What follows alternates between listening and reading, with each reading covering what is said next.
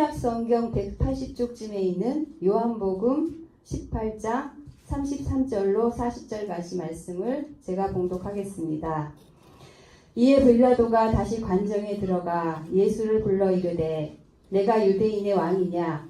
예수께서 대답하시되 이는 내가 스스로 하는 말이냐? 다른 사람들이 나에 대하여 내게 한 말이냐? 빌라도가 대답하되 내가 유대인이냐? 내 나라 사람과 대제사장들이 너를 내게 넘겼으니 내가 무엇을 하였느냐? 예수께서 대답하시되 내 나라는 이 세상에 속한 것이 아니니라. 만일 내 나라가 이 세상에 속한 것이었더라면 내 종들이 싸워 나로 유대인들에게 넘겨지지 않게 하였으리라. 이제 내 나라는 여기에 속한 것이 아니니라. 빌라도가 이르되 그러면 내가 왕이 아니냐? 예수께서 대답하시되 내 말과 같이 내가 왕이니라. 내가 이를 위하여 태어났으며 이를 위하여 세상에 왔나니 곧 진리에 대하여 증언하려 함이로라. 무릇 진리에 속한 자는 내 음성을 듣느니라 하신대 빌라도가 이르되 진리가 무엇이냐 하더라. 이 말을 하고 다시 유대인들에게 나가서 이르되 나는 그에게서 아무 죄도 찾지 못하였노라. 6월절이면 내가 너희에게 한 사람을 놓아주는 전례가 있으니 그러면 너희는 내가 유대인의 왕을 너희에게 놓아주기를 원하느냐 하니 그들이 또 소리질러 이르되 이 사람이 아니라 바라바라 하니 바라바는 강도였더라. 아멘. 사순절 기간을 맞이해서 계속하여 사순절의 말씀을 전하고 있습니다. 오늘은 본문 말씀을 중심으로 하여 동상이몽과 기억되어지는 인생에 대하여 함께 생각해 보고자 합니다. 중국 남송대 학자인 질량이 한 말로서 동상이몽이라는 한자수거가 있습니다. 이 한자수거의 사전적인 뜻은 한 자리에서 같이 자면서도 서로 다른 꿈을 꾼다는 것입니다.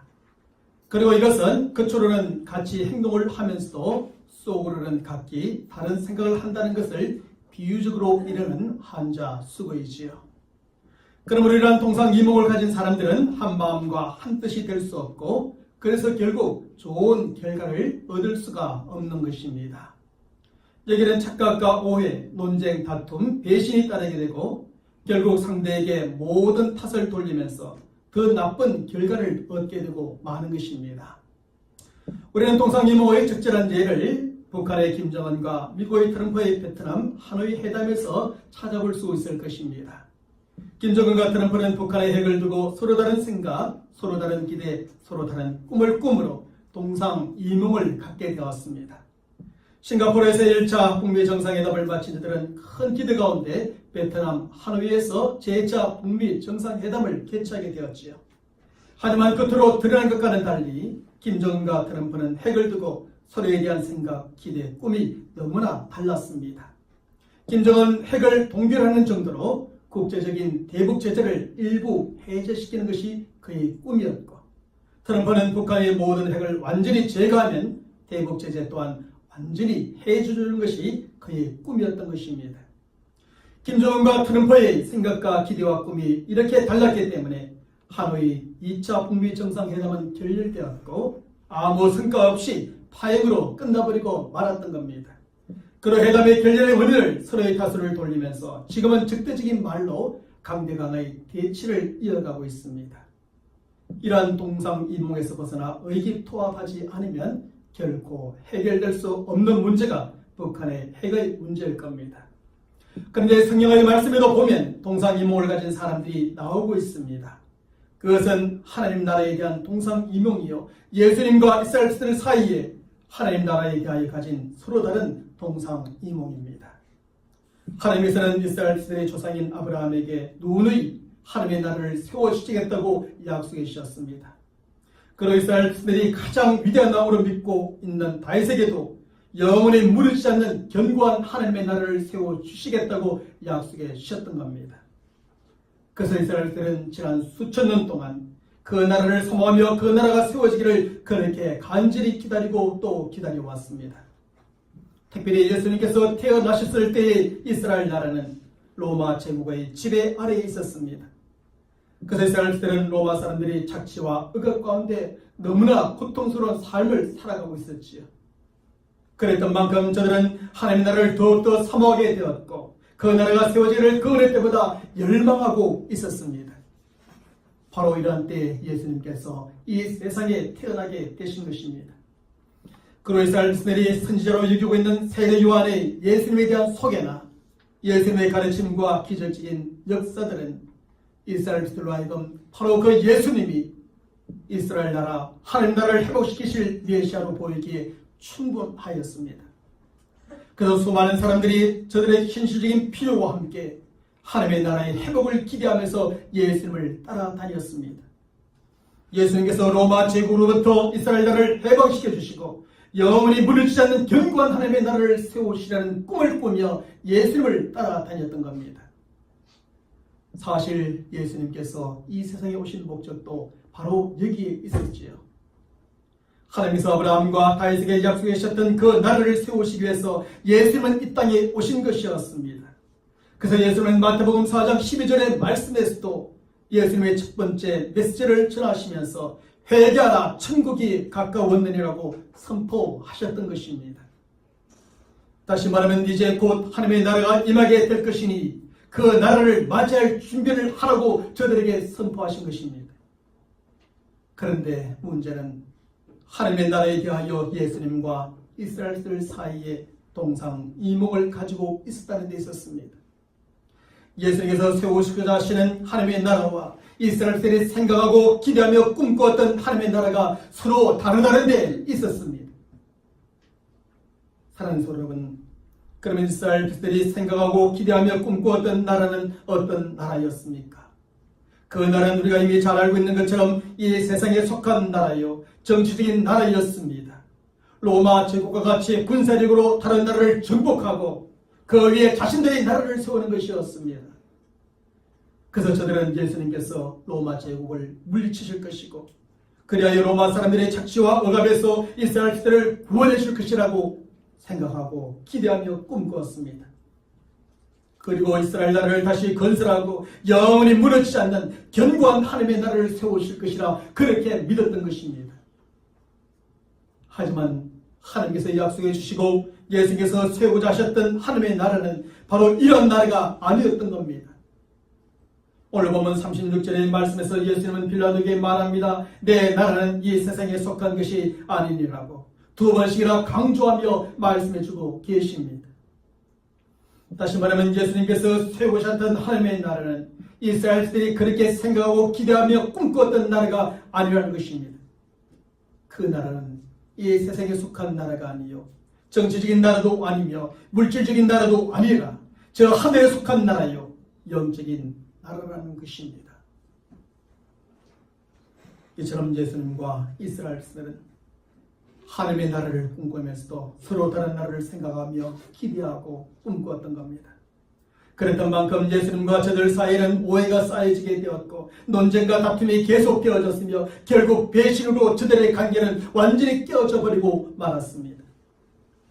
왜냐하면 예수님은 하나님 나라에 대한 저들의 잘못된 생각을 고쳐주시고자 잘못된 기대와 꿈을 깨뜨려주고자 끊임없이 저들에게 책망하시면서 내가 너희들에게 소중하시는 나라가 어떤 나라인지를 가르쳐 주셨기 때문입니다. 그러자 저들은 저들의 생각과 기대와 꿈에 맞지 않는 하나님의 나라를 예수님께서 세우신다 하시니 예수님에 대하여 크게 실망하게 되었고 그런 예수님을 잡아 죽일 기회만 노리게 되었습니다. 바로 이런 배경 속에서 정치적인 메시아로서의 예수님에 대한 기대가 그 누구보다 컸던 제자 유다는 그만 예수님을 배신하게 되었고 은삼십에 유대인들에게 예수님을 팔아먹었습니다. 그런 유대인들은 예수님을 빌라도의 법정에 세웠고 온갖 수단과 방법을 다 동원하여 예수님을 십자가에 못 박아 죽였던 겁니다. 사랑하는 성도 여러분, 동상이몽이란 이렇게 무서운 결과를 가져오게 합니다. 같은 공동체 안에 서로 다른 생각과 기대와 꿈을 가진 사람이 있으면 그 공동체는 반드시 오해가 생겨지게 됩니다. 그러면 그것이 논쟁과 다툼으로 이어지게 되고 그러다가 결국에는 파괴적인 결과가 찾아오고야 마는 것입니다. 이런 사실은 우리가 속해 있는 공동체나 우리가 맺고 있는 모든 관계 속에서 쉽게 찾아볼 수 있는 현상입니다. 가정에서 남편과 아내가 동상이몽을 가지게 되면 부부의 관계는 결국 깨어지고 그 가정은 무너지고 마는 것입니다. 교회에서 목사와 성도들 서로가 동상이몽을 가지게 되면 신앙의 관계는 그만 깨어지고 그 교회는 분열되고 마는 것입니다. 국가에서 이정자와 국민들이 동상이몽을 가지게 되면 통치의 관계가 깨어지고 그 나라는 망하고 마는 것입니다. 이처럼 어느 공동체, 어느 관계에 있든지 그곳에 속한 구성원들이 서로 동상이몽을 가지게 되면 이렇게 무너지고 분열되고 망하고 마는 것입니다. 바로 이런 점에서 우리는 우리가 속해 있는 공동체 안에서 동상이몽을 가지지 말아야 합니다. 가정에서 부부가, 교회에서 목사와 성도들 서로가, 국가에서 위증자와 국민들 서로가 서로 다른 생각과 기대와 꿈의 동상이몽을 가지지 말아야 합니다. 오히려 같은 생각, 같은 기대, 같은 꿈을 가지고 함께 나아가는 공동체요, 그 공동체의 모든 구성원들이 되어야 합니다. 그런 모든 구성원들은 그 생각과 기대와 꿈을 함께 이루기 위해서 함께 기도하고 함께 수고하고 함께 협력해야 하는 것입니다. 이번 주 토요일에 결혼하는 이상윤 형제와 정민지 자매가 이렇게 되길 바랍니다. 두 사람이 같은 생각과 같은 기대와 같은 꿈을 가지고 함께 나아가는 가정을 세워가고 그 가정에서 그런 부부로 잘 살아갈 수 있길 바랍니다. 그리고 함께 가진 생각과 기대와 꿈을 이루기 위해서 함께 기도하고 함께 수고하고 함께 협력해 나갈 수 있길 바랍니다. 그러면 그 가정은 든든하게 세워질 것이고 행복한 가정이 될 것이고 하나님이 기뻐하시는 가정이 되어질 것입니다. 우리가 이러한 가정을 위해서는, 이러한 교회를 위해서는, 국가를 위해서는 가정과 교회와 국가의 모든 구성원들 간에 대화를 충분히 나누어야 합니다. 각자가 생각하고 있는 것, 각자가 기대하고 있는 것, 각자가 꿈을 꾸고 있는 것을 함께 나누고 공감하며 공유해야 합니다. 부부가 함께 공감하고 공유해야 하고 교회의 성도들이 함께 공감하고 공유해야 하고 이 나라 백성들이 모두 함께 공감하고 공유해야 합니다. 이렇게 할 때 우리는 동상이몽에 따른 오해와 논쟁과 다툼과 파괴적인 결과로 말미암는 무너진 가정, 분열되는 교회, 많은 국가가 되지 않을 겁니다. 오히려 이해와 화합과 조화와 좋은 결과로 말미암아서 행복한 가정이요, 건강한 교회요, 든든한 국가로 세워지게 되는 것입니다. 우리가 함께 생각하고 기대하고 꿈꾸었던 것을 함께 이루어가는 가정이요, 교회요, 국가가 될 수 있는 겁니다. 그런데 오늘날 이 시대 속의 가정에 보면 부부가 동상이몽을 꿈꾸고 교회도 보면 서로가 동상이몽을 꿈꾸며 나라 안에서도 동상이몽을 꿈꾸는 사람들이 그렇게 많아. 결국 가정이 무너지고 또 교회가 분열되고 나라가 망하는 것을 보게 되는 겁니다. 사랑하는 성도 여러분, 특별히 하나님의 나라와 관련하여 우리는 유대인들처럼 예수님과 동상이몽을 가진 성도들이 되어서는 안 됩니다. 하나님께서 약속해 주시고 예수님께서 이루어 주신 하나님의 나라는 이 세상에 속한 나라나 정치적인 나라가 아닙니다.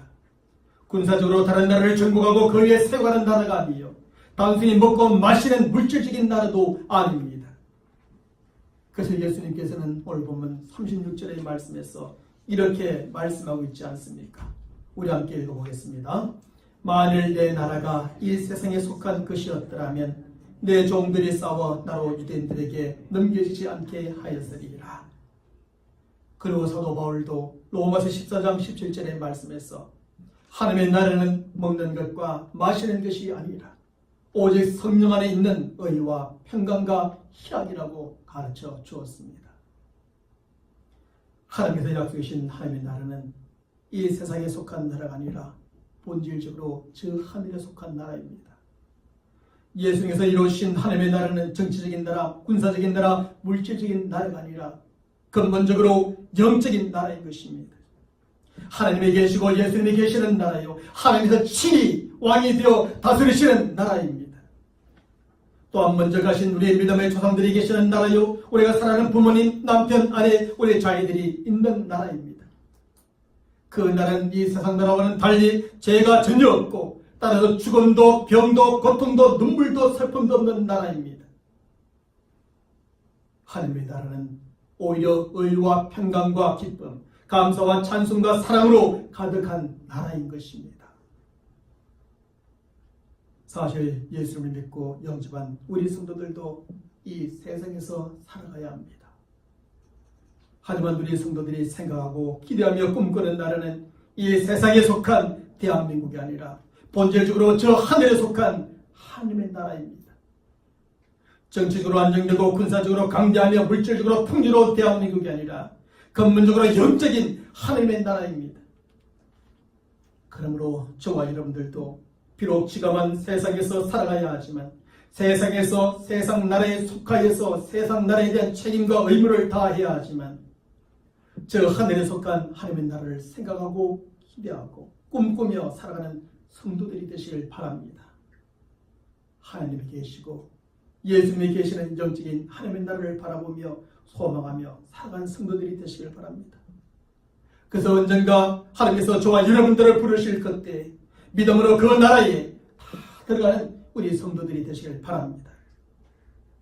우리의 믿음의 조상들이 계시고 우리가 사랑하는 부모님이 계시고 남편, 아내, 혹 자녀들이 있는 그 나라에 다 들어갈 수 있기를 바랍니다. 그리고 죄도 죽음도 병도 고통도 눈물도 슬픔도 없는 그 나라에서 오해와 평강과 기쁨과 감사와 찬송과 사랑 가운데 영원히 사는 우리 모든 믿음의 사람들이 되시기를 주님의 이름으로 간절히 축원합니다. 사랑하는 여러분, 그러면 저 하늘에 속한 하나님의 나라, 영적인 하나님의 나라를 생각하고 기대하고 꿈꾸는 우리 성도들은 이 세상에서 어떤 인생을 살아가야 할까요? 성경은 오늘 본문 19장의 말씀에서 우리 인생이 기억되어지는 인생을 살아가야 함을 가르쳐줍니다.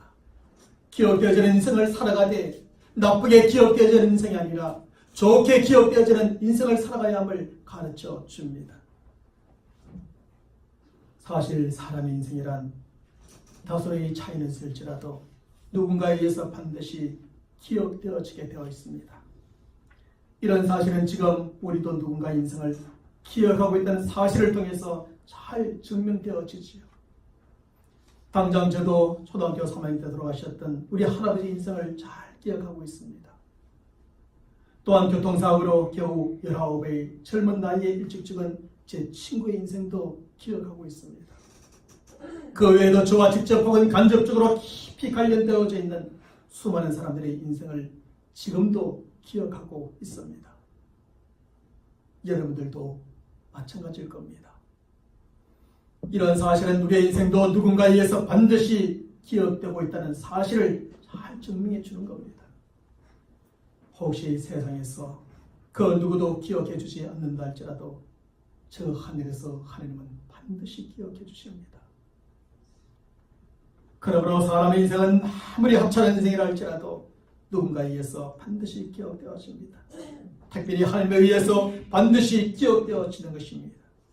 그런데 문제는 우리의 인생의 사람과 하나님께 과연 어떻게 기억되어지는가라는 것입니다. 우리 인생이 어떻게 기억되어지는가에 따라서 인생의 성공과 실패가 달라진다고 볼 수 있습니다. 어떤 사람들의 인생을 보면 아주 좋게 기억되어지는 인생이 있는가 하면 또 어떤 사람들의 인생을 보면 아주 나쁘게 불의하게 악하게 기억되어지는 인생도 있는 것입니다. 특별히 성경에 보면 예수님의 고난과 관련하여 주님께서 다시 오르는 그날까지 수많은 사람들에 의해서 기억되어질 두 사람이 나타납니다. 한 사람은 마태복음 26장 6절 이하의 말씀에 나오고 있는 마리아이고 또 한 사람은 오늘 본문의 말씀에 나오고 있는 빌라도라고 하는 총독입니다. 우리가 잘 아는 것처럼 마리아는 매우 귀한 향료 한 옥합을 예수님의 머리에 붓고 그의 머리카락으로 닦아준 여인입니다. 마리아의 이러한 행동에 대하여 예수님의 제자는 분개하며 그에게 행한 것을 흡이라고 말하였습니다. 또한 그것을 바라 구제를 한다면 얼마나 많은 사람들을 도와줄 수 있겠느냐고 그 여인을 책망하였습니다. 하지만 예수님은 제자들에게 이 여자를 괴롭게 하지 말라. 그가 내게 좋은 일을 하였다고 말씀하셨습니다. 그리고 그것은 예수님의 죽음과 함께 장대를 준비한 것이라고 주님은 가르쳐 주셨던 겁니다. 뿐만 아니라 마태복음 26장 13절의 말씀에서는 이렇게 말씀해 주십니다. 우리 함께 읽어봅니다. 내가 진실로 너희에게 이르노니 온 천하에 의시더든지 이 복음이 전파되는 곳에서는 이 여자의 행한 일도 말하여 그를 기억하라. 이처럼 마리아는 예수님의 머리에 향유를 본 헌신을 통해 예수님의 죽음과 함께 장례를 미리 준비한 여인이 되었습니다. 그리고 복음이 전파되는 곳에서는 어디에 있든지 그녀의 이름과 그녀가 행한 그 아름다운 행적이 사람들에게 기억되어지는 인생을 살게 되었던 겁니다. 사랑하는 여러분, 이처럼 주님을 위한 헌신의 삶은 결코 헛된 것이 아닙니다. 그것은 결코 허비한 인생이 아니요 결코 잊혀지는 인생도 아닙니다. 그 인생은 마리아 인생처럼 수많은 사람들과 하나님께 반드시 기억되어지는 인생입니다. 뿐만 아니라 하나님께서 반드시 갚아주시는 인생이 되어지는 겁니다. 그래서 바울은 고린도전서 15장 58절의 말씀에서 이렇게 우리에게 말해줍니다. 그러므로 내 사랑하는 형제들아 견고하며 흔들리지 말며 항상 주의 일에 더욱 힘쓰는 자들이 되라. 이는 너의 수고가 주 안에서 헛되지 않은 줄을 알미라는 믿음과 확신을 심어줍니다. 사랑하는 성도 여러분, 그러므로 저와 여러분의 삶은 우리를 위하여 고난당하시고 십자가에 피 흘려 죽으신 주님을 위한 헌신의 삶이 되시길 바랍니다.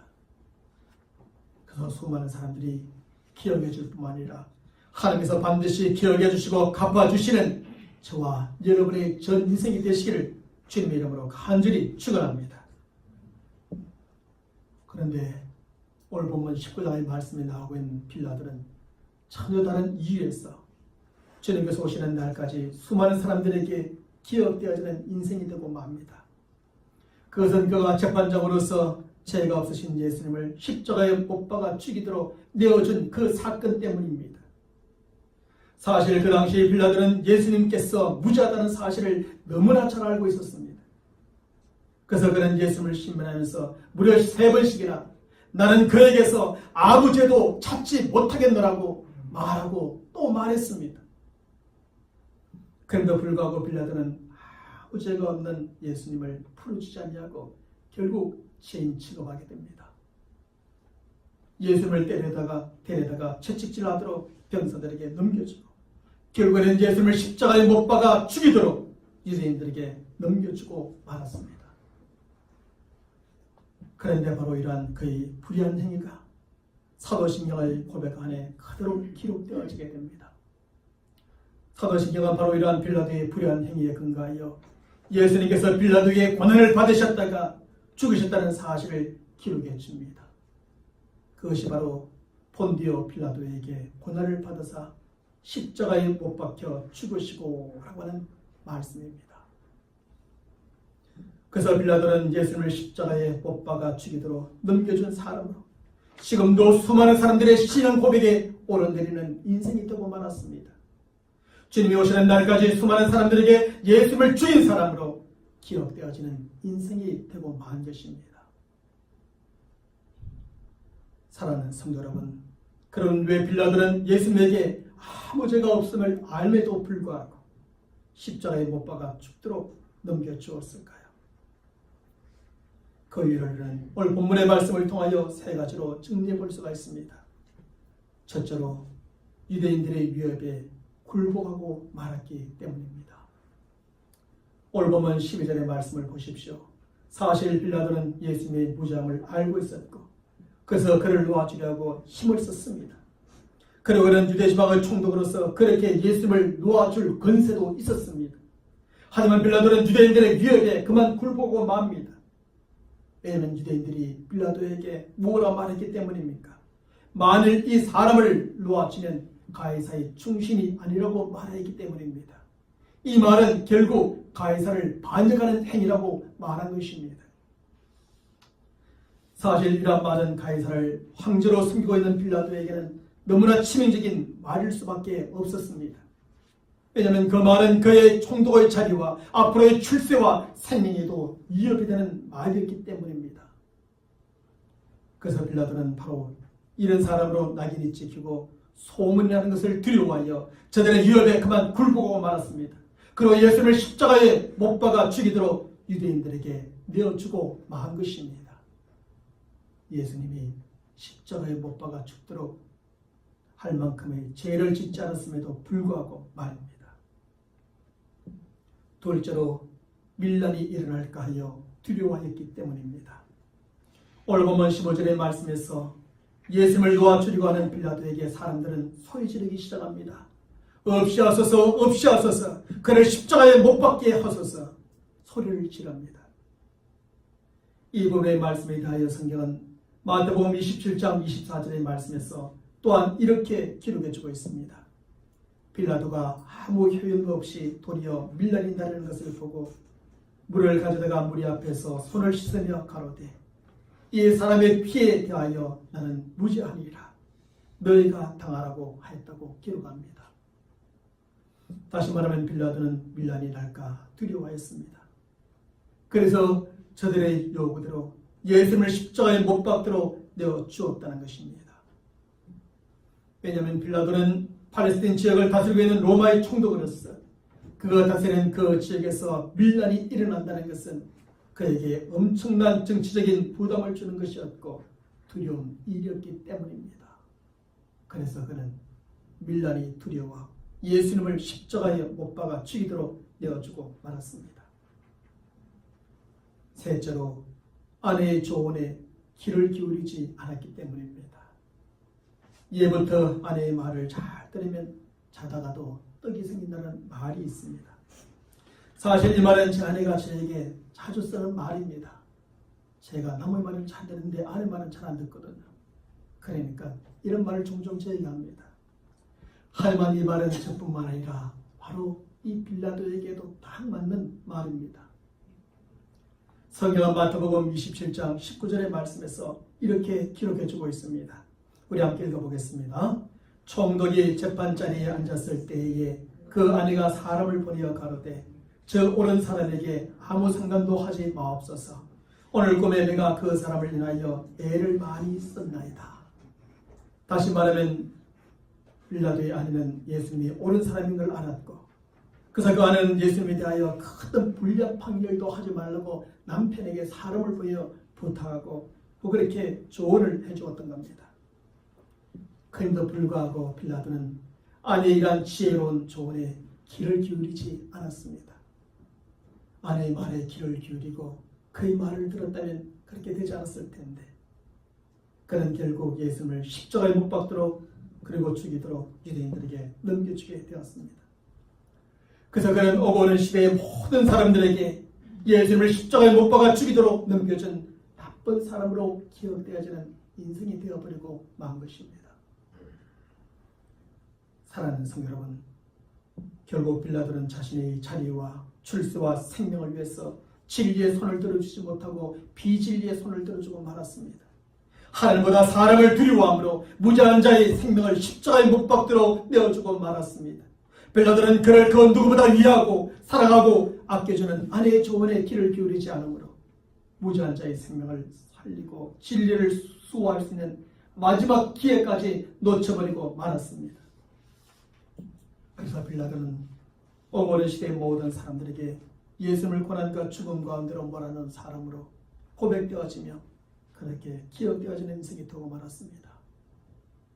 사실 마리아와 빌라도는 똑같은 시대에 아주 비슷한 상황 속에서 함께 살았던 사람임에도 불구하고 이렇게 완전히 서로 다른 인생으로 기억되어지는 사람이 되고 말았던 겁니다. 우리들도 마찬가지일 겁니다. 오늘 이 자리에서 우리가 통일하게 하나님의 말씀을 듣고 있는데 우리가 오늘 이 말씀을 듣고 어떻게 우리 인생을 살아갈 것인가 결단하고 결심하고 난 다음에 그 결단한 대로 살아가지 아니하면 언젠가 우리의 인생은 빌라도처럼 나쁜 인생으로 기억되어지는 인생이 될 수도 있고 오늘 결단하고 결단한 대로 살아가면 마리아처럼 좋은 인생으로 기억되어지는 인생을 살아갈 수도 있는 것입니다. 이 세상에 살아가는 동안에 우리도 많든지 적든지 누군가에는 반드시 기억되어지는 인생을 살아가게 됩니다. 수많은 사람들에게 기억되어지는 인생을 살아가게 되고 특별히 하나님께 기억되어지는 인생을 살아가게 됩니다. 그렇다면 그때 저와 여러분들은 과연 어떤 사람으로 기억되어지는 인생을 살아가기를 원합니까? 오늘 이 아침에는 과연 어떤 사람으로 기억되는 인생을 살아가야 할 것인가를 깊이 생각하는 이 시간이 되어지길 바랍니다. 마리아와 같은 인생으로 기억되어질 것인가? 아니면 빌라도와 같은 인생으로 기억되어질 것인가? 우리 한번 깊이 생각하시고 결심하고 결단할 수 있길 바랍니다. 그리고 이왕에 기억되어지는 인생이라면 빌라도처럼 부끄러운 인생이 아니라 마리아처럼 아름다운 인생으로 기억되어지는 저와 여러분의 인생이 되기를 간절히 바랍니다. 수많은 사람들에게 아쉬움을 주고 좋은 영향을 주며 하나님께서 인정해 주시고 받으시며 갚아주시는 인생으로 기억되어지는 저와 여러분의 인생이 되시기를 주님의 이름으로 간절히 축원합니다.